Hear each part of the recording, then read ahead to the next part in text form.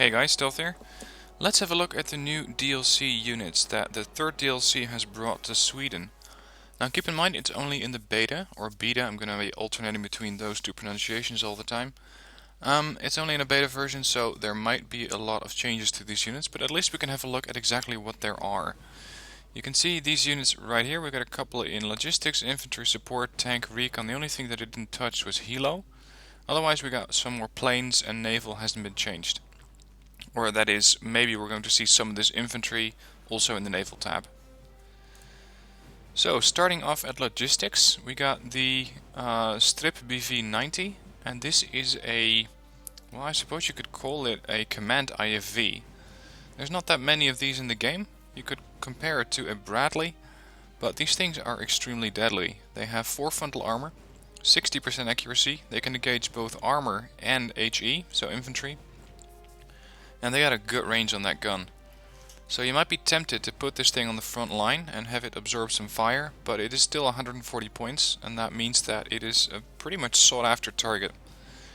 So while it's nice to have a command vehicle that's armed and armored, I really still wouldn't really go with it. Because I think that just having your command vehicle in a fight is doing it wrong. I prefer to have them at the back of the line, holding that zone for you, because it's just pretty much their only use.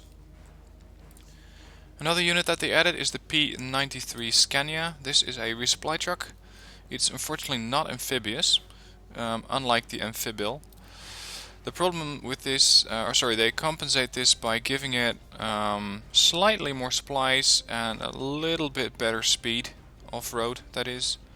But again, going through that river with the Amphibil 101, using the amphibious capability of it might be faster than going all the way around and using your off-road and on-road speed.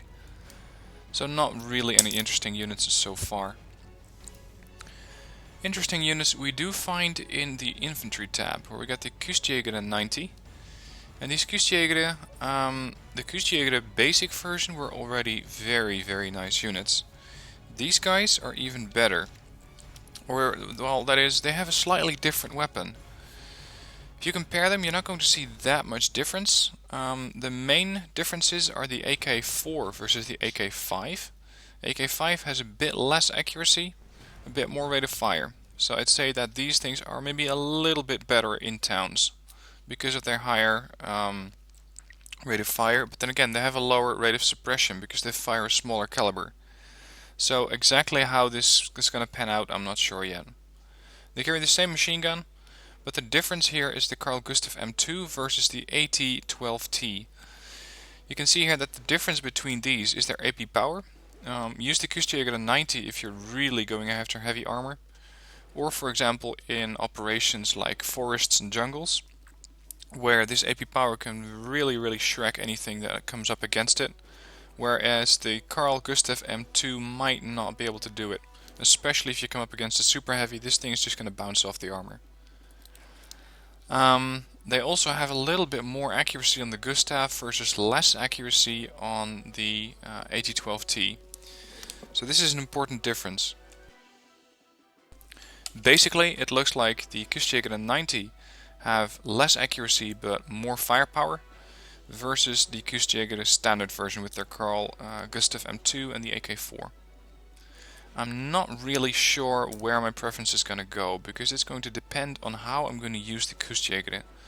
If I want to use these guys in a role of quickly capturing a town at the early start of the game, I might just use the standard ones, because this is pretty much enough to take down most early targets. Whereas if you want to do a really, pretty badass flanking maneuver with 25 AP power in your pocket, you could use the Kustjäger 90. And by doing this you have a lot more AP power. Moving on to the Norrlandsjägare. These are shock troops, and they come with some interesting weaponry. They come with the AK-4, which you just saw on the standard version of the Kustjäger. They got a recoilless rifle and a machine gun. Now this recoilless rifle is of course the main specialty of this unit. And they have a pretty decent range, 1575. 30% accuracy, could have been a bit better. 12 AP power, and of course they have a decent suppression rate, but they cannot go after infantry. And that's something that's really interesting, because most recoilless rifles have no problem chewing through infantry whatsoever. I think that the best role for these guys would be at the edge of a town, trying to support other ATGMs, whereas if a target gets too close for an ATGM to effectively fire at it, these guys can do some damage to it. They do fire the heat rounds, which means that they're always going to do some damage, but not a whole lot. So keep in mind that these things, while they are pretty good with the recoilless rifle, cannot engage infantry. But then again, they got their AK-4 and the KSP M58B for that. Next up is the Stormpioniere. I hope I'm pronouncing that correctly. Pretty much these guys are just standard napalm troops, it looks like, engineers. They come with the flamethrower. Not really any interesting on the flamethrower. It's just something that the Swedish didn't have yet. Before I forget, by the way, I'm going to cover this in another video as well. The range on anti-tank weaponry on infantry has been changed. No longer are you going to see the extreme range of some of the ATGMs or some of the anti-tank weapons. So be sure to check your decks for how has the range changed. Because for example this one I think used to be 875 and they reduced it to 700. And there are some other units which also have suffered this fate. So keep in mind that this range has been changed. Final unit is the Panthers Key 90. And this Panthers Key is dedicated towards taking out tanks. You can see that they carry the AT-4. I believe that they are just the regular infantry of the Swedish army. And if we compare those to the regular Panthers Key, you're going to see the same price. It's 15 versus 15. The same availability as well, which is interesting. The Panthers Key 90 though got a bit more flexibility in transports. They can go in the PATGB XA180, which is basically a Lux. So don't expect this thing to do any special stuff. I mean, it's just amphibious transport. But if we look at the stats of the infantry, we're going to see the AK-4 and the AK-4, so no difference there. Same machine gun. The difference is again a Carl Gustaf or an AT-4. Carl Gustaf has more accuracy. AT-4 has a little bit more AP power, but not by much. They both carry 6 of these rockets. One's 84mm, the other's 83. I don't really see a big enough difference to introduce the Panthers Key 90 into the game at this point. Maybe they're going to change this later on. But for now I would just stick with the standard Panthers Key because 1 AP power, it's not that interesting. And these guys are more likely to hit than the others. So I would just stick with the standard Panthers Key. Now, as I briefly mentioned, this is a new vehicle that's been introduced. It's just an imported Lux, it seems. So don't think that this comes with any special weaponry. The main IFV for the Swedish is still the STRF 9040. And this thing, well, it's a nice addition, but plenty of vehicles could already do this job. For example, the PVB 302A. In support, they got quite a bit of new units, and I've been keeping check on the forums and Reddit, and there are some very, very overpowered units in here. So expect these to be changed in when the DLC actually gets released somewhere in January. First off is an upgraded version of the Bekan 1A. This is the 1C. Let's compare these side by side. They carry the same weapon, the same howitzer. But it seems that the Bekan 1C has a little bit better fire computer because it has a lot less dispersion, 4550 versus 7280. So rate of fire is the same, otherwise logistics, the mobility of the vehicle is the same, 45 versus 30, it's still not a big difference. Yes, I know it's 50% faster, but still, I don't find it that interesting. Let's see how the availability goes. We got 3 of these versus 3 of these. So always go for the Bekan 1C because they got just that more accurate fire that can help kill any sort of target that you like to kill. Moving on to the IKV Aimost. Very interesting weapon. It is classed as a mortar, but it can also do a direct roll if you really need it to. Again, it's a mortar, so don't really recommend it. But they do have 3 frontal armor. They can fire at a target straight on with 14 AP power. But the real reason that you engage these guys is using the Aimost Mortar.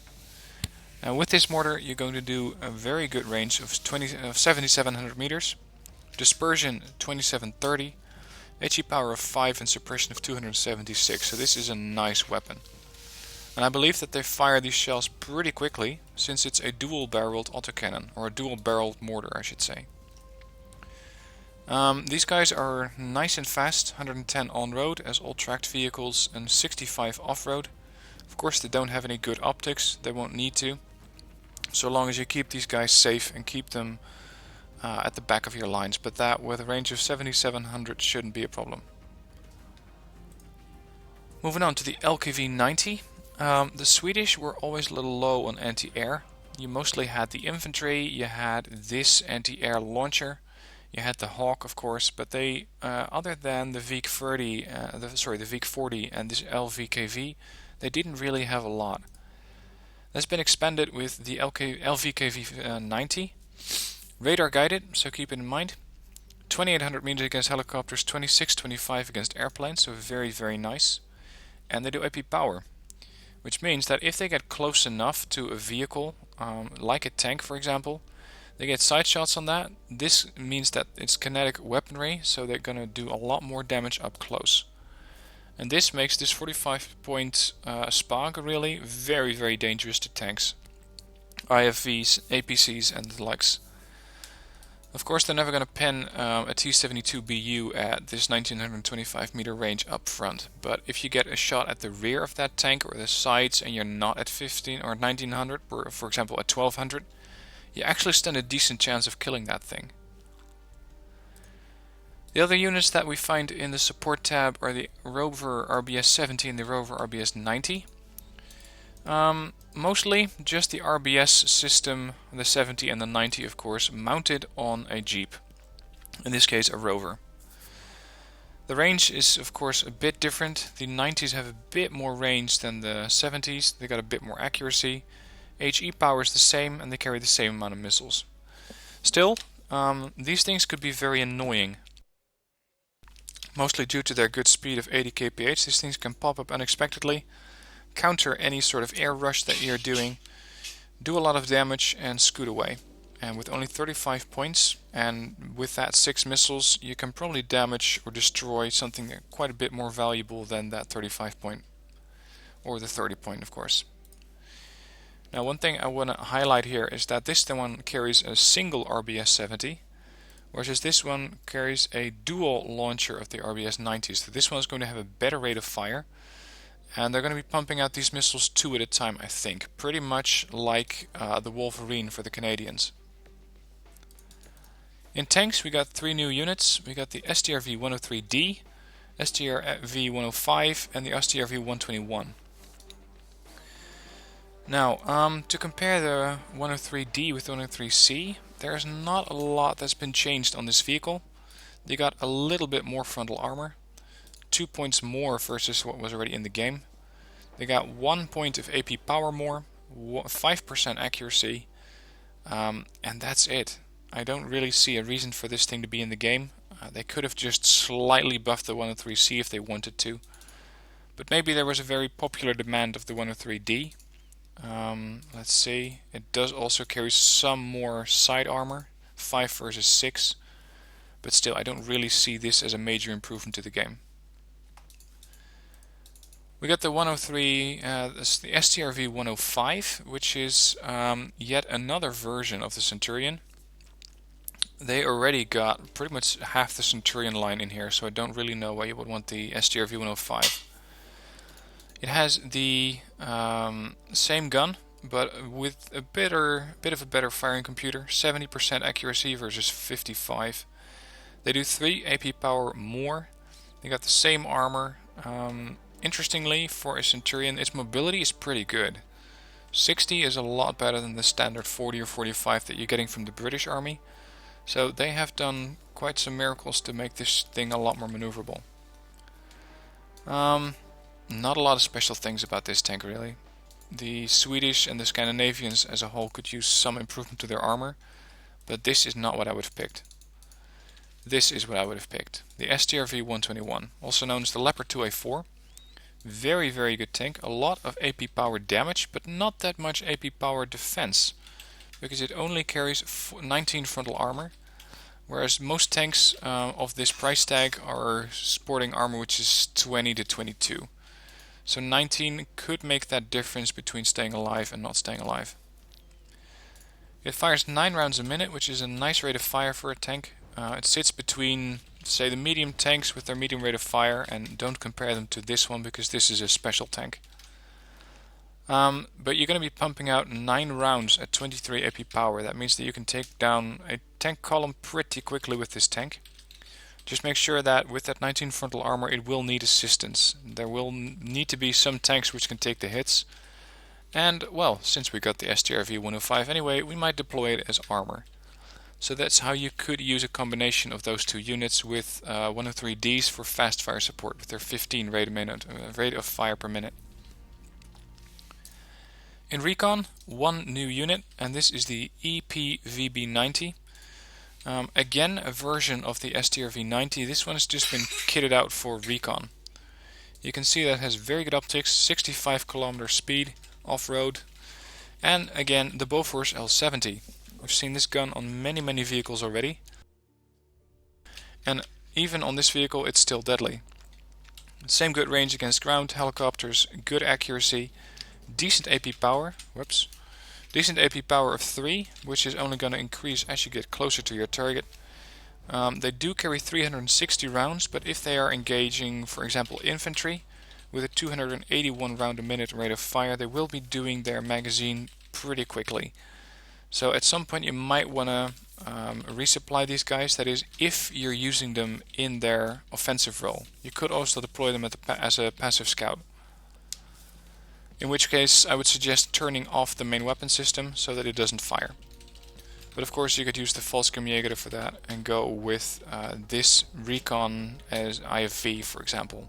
So combine 1 or 2 of these with a push of tanks, some of those very nice LKV90s, and you got yourself a pretty decent push. Moving on to the vehicle tab. One new vehicle, and this is basically just an RBS-56 anti-tank weapon mounted on a Rover. Or actually not a Rover, but one of their transports. Nothing special really. The range on these is pretty lacking, because by the time that you fire your missile, the tank that can fire its main gun is also in range. But they're very cheap, 35 pointers, and they do carry 8 of these, which is a nice amount. Especially considering that they do 26 AP power. So this supports the more or less ambush style that the Swedish seem to excel at, using both their tanks, those S-tanks, like this line, and they can use these guys to go after the super heavy armor, while not exposing their Strv 121, so the Leopard 2A4. Of course, being a very light vehicle, it has no armor, but a great speed of 100 kph. It does carry 8 of these with an accuracy of 50%. I would go for the hardened veterancy on this one, just to get that accuracy up a bit more and do a bit more damage. No new helicopters have been added, but we got a couple of new airplanes in the form of the Gripen. This is their new air superiority fighter, and you can see that this thing is right up to par with some of the most modern air superiority fighters that we have in Red Dragon. It has a turn radius of 300, which makes it the same as some of the best fighters in the game, like the F-16 Block 52. It has exceptional air detection, good speed of 1000 kph, so it's going to be very quick to intercept. It carries 4 MRAM fire and forgets. This is important because that way you can fire them and evac your plane while the missiles are still on target. The only thing that could have been a little better here is the ECM of 40%. But then on the other side they only cost 160, where most air superiority fighters cost 160 to 190, especially for Red 4 high-end planes. But you get 3 of these at trained. You can get 1 at elite. If you're doing a 10v10 tactical or a low point tactical, I would go for the elite one. Otherwise just take 3 of them at trained and try to have them fly out in sorties of 2. That way you can always have very, very good air superiority. You can have these MRAMs in the air, you can have combined ECM of those two planes, and that has a decent chance of actually making this thing survive. Another unit we got is the Lansen, and this is pretty much just a napalm bomber. It's not really special, except that it's from 1955, I suppose you could call that special. It's nothing of a very interesting unit, really. The only thing that it does is drop napalm. It drops 340 kilogram napalm bombs with an accuracy of 10%, so you know how napalm works. It doesn't really have to hit dead on to still be quite lethal to infantry.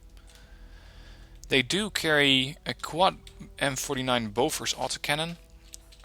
They don't have any AP power, so I would not recommend doing strafing runs with these versus tanks.